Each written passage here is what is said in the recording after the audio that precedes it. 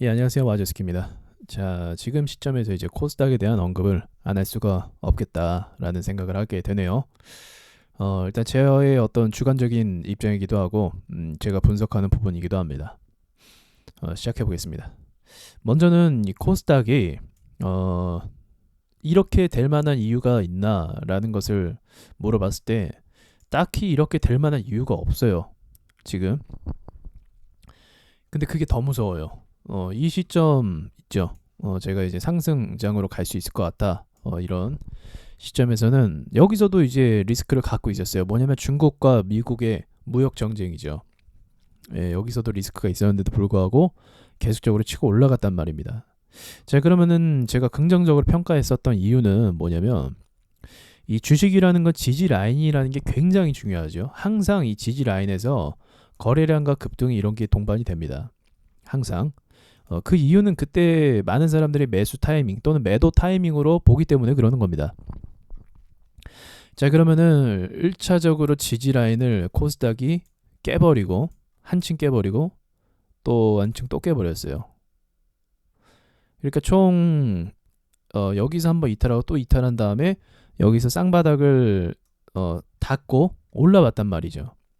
그럼 이거는 충분한 반등 신호가 됐었고, 그리고 이제 더군다나 올라온 위치가 어디냐라는 걸 봤을 때 이전에 저항대거든요. 이전에 저항대까지 올라왔단 말입니다. 그럼 이제 제가 방송에서 여러분들 저랑 한 얘기를 기억하실 거예요. 이제 5일선과 10일선의 배열이 만들어졌으니까 또 이 기조가 유지되고 있으니까 지금부터 상승장으로 갈 가능성이 높다라고 얘기했습니다. 근데 거기서 끝이 아니었죠. 이제 중요한 거는 분명히 밀릴 텐데 밀릴 거예요. 계속 주식이라는 건 계속 올라갈 수 없어요. 자, 밀릴 텐데, 자, 그럼 여기서 어떻게 얘가 반응을 하는지 그걸 보자라고도 했습니다. 밀릴 텐데 그걸 이제 보자. 이게 또 중요하거든요. 이게. 왜냐면 오르기만 할 수 없고 내릴 수도 있는데 그 내릴 때 방어를 얘가 어떻게 하는지 짧게 방어해주고 바로 회복해준 다음에 다시 추세를 이어가는지 아니면 좀 더 밀리겠지만 그래도 금방 회복하는 힘이 있는지 요걸 보자는 거죠. 여기서 더 밀리면은 이제 얘가 올라가는 힘이 점점 부딪혀져요. 그러니까 힘들어져요. 그래서 개별 차트도 대세 상승으로 보내기 위해서는 항상 세력들이 많이 안 밀어요. 일부러. 많이 미루면 저항이 많이 생겨서 힘들어지거든요. 점점. 돈이 없는 세력들은 그렇게 밀려요. 차트가. 근데 돈이 있는 애들은 안 밀려요. 그렇게. 그런 애들이 세게 가는 거죠. 그래서 아무튼 마찬가지입니다. 마찬가지. 이 코스닥이라는 것도 계속적으로 돈이 유입되는 시점이라고 한다면 밀릴 때 바로 올라와 줘야 돼요. 왜냐면 저평가니까 조금이라도 밀리면 그만큼 매력이 있다라는 거죠. 근데 여기서 잡아주지 못했어요. 그죠? 그리고 나서 이제 이날이었나요? 제가 목요일이었던 것 같은데, 예, 목요일이죠. 이제 화요일까지 롱바디 음봉이 나왔습니다. 음봉이. 제가 뭐라고 했죠? 2% 이상의 음봉이면은 절대 좋은 신호가 아니라고 했잖아요. 절대 좋은 신호가 아니에요. 이거는 더군다나 고점대니까 저항대에서 맞고 떨어지는 거니까. 그래서 이 정도의 여기서부터 사실은 좋진 않았어요. 그래서 이때 제가 비중을 이제 정리하라고 얘기를 많이 했습니다. 이때부터. 근데 목요일이 또 중요했어요. 목요일날만 반등 나오면 돼요. 그냥 목요일만. 목요일날 이제 양봉 나오고 회복되는 움직임 이게 마지노선이었다라고 전 판단을 하거든요. 근데 목요일날 반등에 실패했고 반등 초반에 좀 힘 주는가 싶었는데 실패했고 그 다음부터 개파라 또 2.56% 빠지고 그 다음에 오늘 맛이 갔죠 완전히 이 정도면은 이렇게 돼버렸다는 겁니다. 자, 그럼 지금 시점에서의 해석은 또 달라질 수밖에 없어요. 이 주식이라는 게 이제 뭐 박쥐처럼 왔다 갔다 하는 게 아니라 그런 게 아니라 이전의 모양새를 보면서 힘을 가늠하면서 살펴보는 건데 항상 그 힘의 균형은 바뀔 수도 있다라는 겁니다. 근데 웬만하면 또 이런 일은 잘 안 일어나요. 웬만하면 지금과 같은 이런 상황은요. 이따가 또 추가적으로 이제 또 볼 차트가 있긴 한데 어찌되었든 이 정도까지 밀어버렸다? 그러면 이제 어떤 상황이 발생하냐면 일단 오늘 단타 세력이 엄청 들어왔을 겁니다. 개파락은 항상 단타를 불러옵니다. 개파락은 왜냐면 개파락 다음에 이제 기술적 반등이라고 해서 살짝이라도 더 올라가는 경우가 많이 있거든요. 많이 있어요. 그래서 오늘 단타가 많이 들어왔는데 그렇다면은 이제 여러분들 이렇게 판단할 수 있는 거예요. 지금 시점은 어떤 시점이냐? 일단은 많이 물렸어요, 사람들이. 이제 어영부영하다 물렸단 말이죠. 이 사람들은 이제 빠져나오고 싶어하고 개파락까지 했으니까 단타까지 붙어버렸습니다. 그럼 일시적으로 상승할 가능성이 없지 않아 있어요. 있겠죠. 내일 이제 가봐야겠지만. 근데 그게 지속성을 가질 수 있냐라는 걸 봤을 때 이게 쉽지 않습니다. 지금 상황에서. 이렇게까지 각도를 밀어버리면 반등의 힘은 좀 강할 수도 있거든요. 근데 이것이 계속적으로 상승 랠리로 가기 위해서는 이게 시간이 좀 필요해요. 소화시키는 시간이라는 거 말이죠. 자, 여기도 보세요. 이렇게 쉽게 밀려버리니까 올라가는데 한 방에 올라가나요? 못 올라가죠. 한 방에 못 올라가요. 여길 딛고 이렇게 올라갈 수밖에 없어요. 예, 이거는 거의 뭐 자연의 섭리와 같아요. 근데 이것을 딛고 올라가는데 실패하면 이렇게 또 밀리는 겁니다. 이러면 진짜 이제 끔찍해지는 거예요. 이 상황 자체가. 여기도 마찬가지로 딛고 올라가잖아요. 그러니까 올라가려면 바닥을 다져줘야 돼요. 그래야 안정적입니다. 차트는 바닥을 다지지 않고 한 번에 올라가면 그게 더 이상한 거예요. 그렇게 가는 차트는 이제 찾아보세요. 개별 차트라 할지라도 그런 모양은 거의 없습니다. 그걸 전제했을 때, 이제 우리가 갖고 있는 데이터를 전제했을 때 여기서 기적적으로 올라가는 것을 바라는 것은 지금으로서는 좀 무리가 돼버렸다라는 거죠. 그럼 여러분들한테 최선의 선택은요. 기술적 반등이 나왔을 때 손절을 원금까지 기대하지 말고 지금부터는 손절을 해야 되는 시점이긴 하거든요. 그러니까 그 손절을 하실 때 그 손실을 최소한으로 할 수 있는 만큼의 반등을 보고 나오시는 게 현명한 판단이겠다라는 생각을 합니다. 참 안타깝게도 여기서부터 대세 상승장으로 갔으면 좋았을 텐데 한 번만에 더 고비를 넘겼으면 좋았을 텐데 그 밀렸을 때 반등의 힘 그것만 확인됐으면 더 좋았을 텐데 20선까지 깨버리고 60선까지 깨버렸으니까 할 말이 없죠. 지금은. 그래서 단타 세력이 굉장히 많이 붙고 있는 지금 시점이고라고 볼 수 있는 거고요. 자, 지금 그러면은 이제 시장 외 상황이 어떠냐라는 걸 봤을 때 첫 번째로는 금리 인상이라는 벽이 있죠. 금리 인상은 이제 우리의 주식시장을 이제 목쥐어 올 겁니다. 그 금리 인상이 되면은 왜 경제가 어려워지냐라고 이제 잘 모르시는 분들도 있을 수 있어요. 이게 쉬운 건 아니니까요. 그런 게 금리가 올라가면 사람들이 투자보다는 이제 채권을 삽니다. 외인들이나 이런 투자 기관에서. 왜냐하면 주식은 리스크가 있잖아요. 근데 금리를 더 받을 수 있는 금리가 올라간 미국과 같이 안전한 국채를 살 수가 있는 거죠. 그러면은 우리나라 입장에서는 미국 국채가 잘 팔릴까요? 우리나라 국채가 잘 팔릴까요? 미국 금리가 높으면은 미국의 금리가 우리나라랑 똑같다라는 가정하에 미국 국채가 더 잘 팔리죠. 더 안전하잖아요. 그러면은 한국은 어떻게 해야 될까요? 자금이 이탈되니까 국채를 더 금리를 올릴 수밖에 없는 겁니다. 금리를 올릴 수밖에 없는 거예요. 그렇게 이제 자금이 유출되어 버리니까. 그럼 금리가 올라가면은 은행에 돈을 넣는 사람들이 생기면서 재테크로서는 주식에 대한 자금이 빠져나갈 수 있다라는 것을 이렇게 전제하는 거죠. 그래서 주식시장이 좋지가 않은 심리적 영향을 미치는 겁니다. 사실 지금 그 영향을 미친 건 아니고 심리적으로 영향을 미쳐요. 근데 심리적으로 영향을 첫 번째로 미치겠지만 시간이 지날수록 자금이 이탈되는 것도 맞아요. 그러면 기업들은 조금 더 좀 위축되겠죠. 주식시장에서 돈이 빠져나가기도 하니까. 자, 그런 영향이 있고요. 그리고 이제 제가 봤을 때 정말 리스크, 사실 금리 인상도 리스크가 되긴 하지만 그거는 좀 당장은 아니더라도 제가 봤을 때 가장 큰 리스크는 중국발 리스크가 준비되어 있다고 생각을 합니다. 중국발 리스크. 우리 2008년대 서브프라임 미국발 금융위기였잖아요. 근데 우리의 정말 금융위기 다음에 또 올 거는 중국이 될 가능성이 좀 높아요. 중국발. 왜냐하면 우리나라의 그 경제 의존도가 중국에 대한 의존도가 상당히 높은 편입니다. 적지 않아요.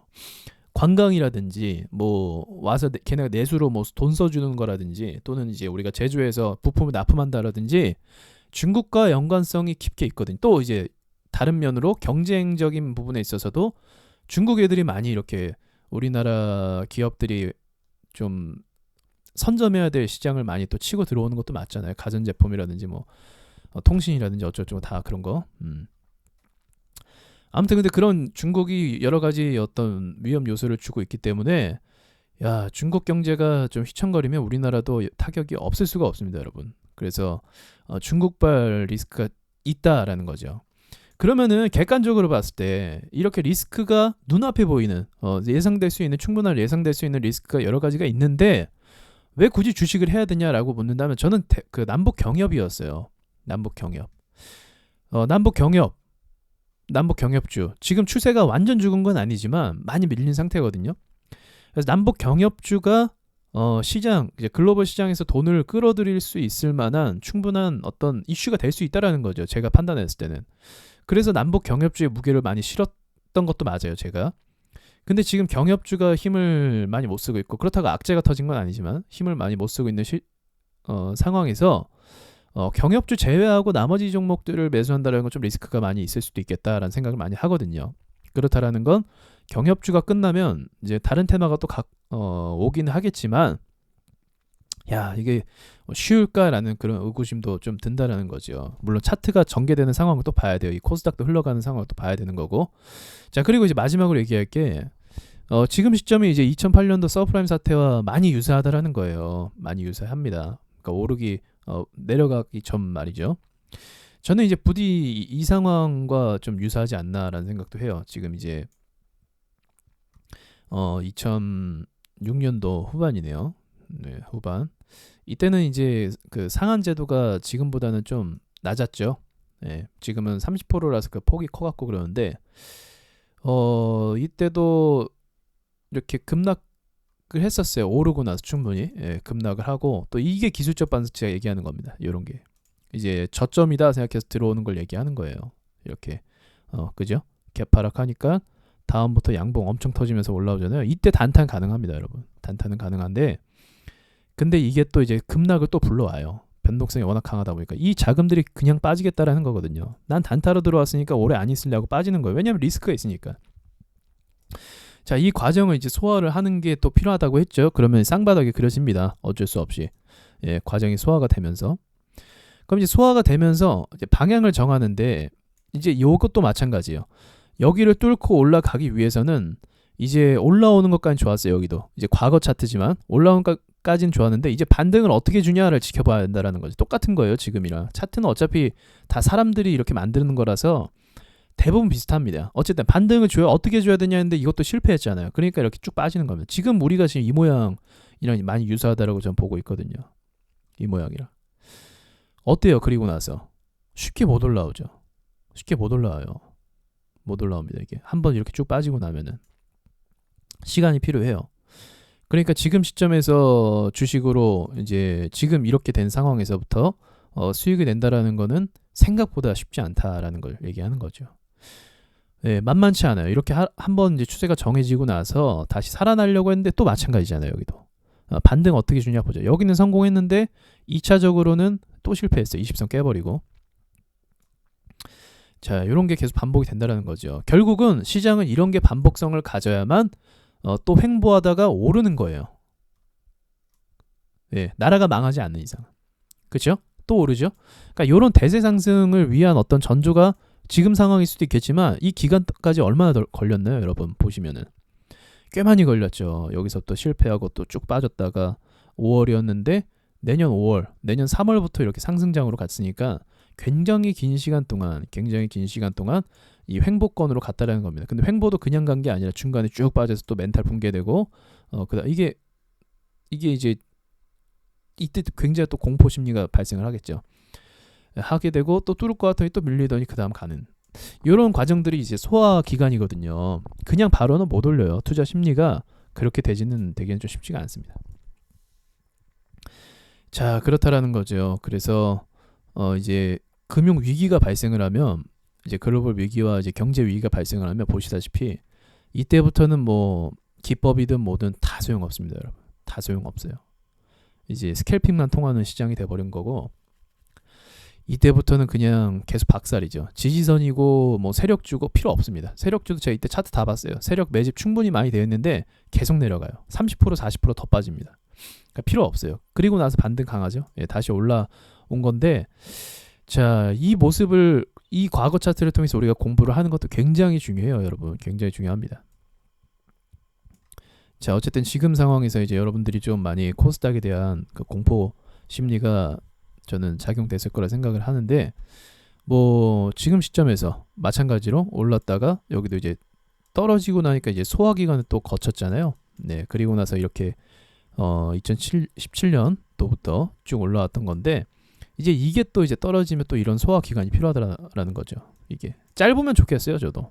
여러분, 저도 뭐 주가가 뭐 박살나고 내려가라 이렇게 말하는 사람 아니에요. 이렇게 내려가면 좋을 사람 하나도 없습니다, 여러분. 이렇게 떨어지면 좋아하는 사람도 없고 웃을 사람도 없고 아무도 없어요. 저도 이런 거 원치 않아요.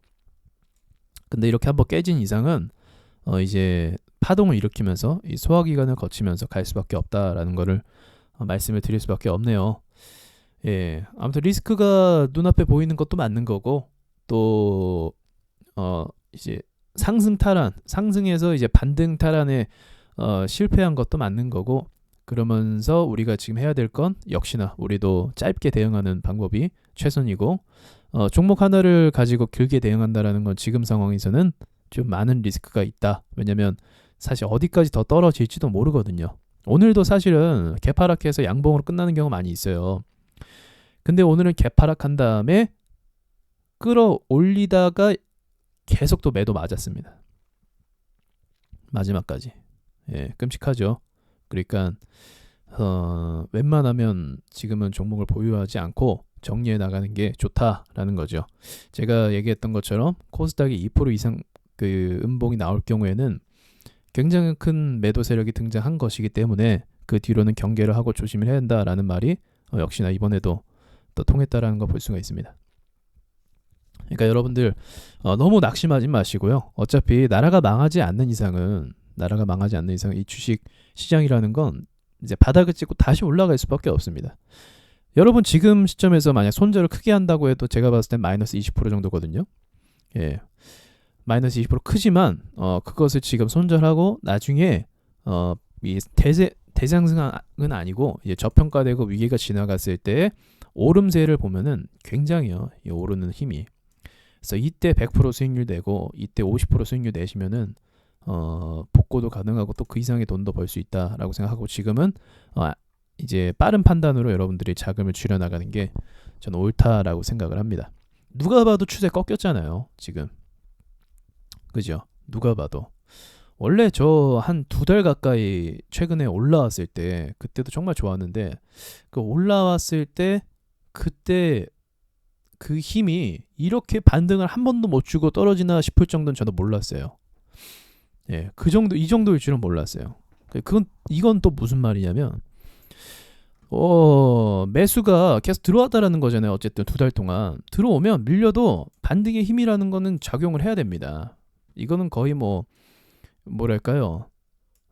이것도 거의 늘상 있는 일이에요. 반등이 늘 있어요. 이렇게 올라왔으면은 떨어질 때 그냥 안 떨어져요. 근데 지금은 인정사정 없이 이제 꽂아버리는 거 보니까 정말 이제 개미들을 털기 위한 것인지, 아니면 정말 악재 때문에 어떤 앞으로 벌어질 악재 때문에 이렇게 떨어지는 건지는 좀 잘 모르겠지만, 아무튼 여러분들 대응 잘하시고 이것도 하나의 어떤 공부 과정으로 배우셨으면 좋겠습니다. 지금부터는 스윙보다는 단타의 연구를 하시고 단타 매매를 하시는 게 더 좋겠다라는 저의 입장입니다. 이상으로 마치겠습니다.